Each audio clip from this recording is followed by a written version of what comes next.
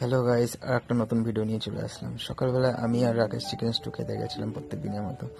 তো ওখান থেকে তাড়াতাড়ি করে বেরিয়ে গেলাম, কারণ রাকেশের আজকে খেলা আছে নেতাজি সঙ্গের মাঠে।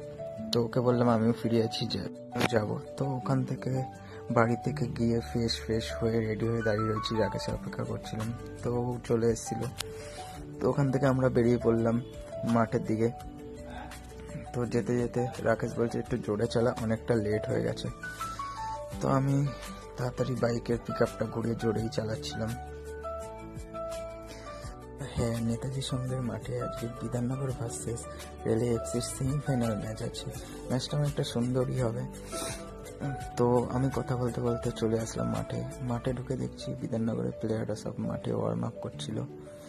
তো রেলে এফসির প্লেয়াররাও মাঠে নেমে ওয়ার্ম আপ করতে স্টার্ট করে দিয়েছিল। এরপরে জাতীয় সঙ্গীত শুরু হবে, তারপরে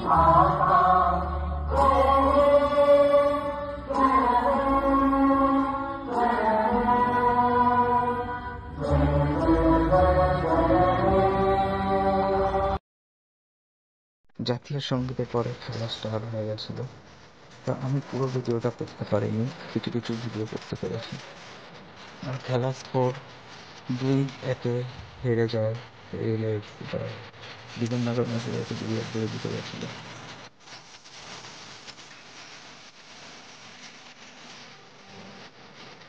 তো ভিডিওটা এতটুকু ছিল। আর আমার চ্যানেলটাকে লাইক, শেয়ার, সাবস্ক্রাইব করে দিও। Thank you.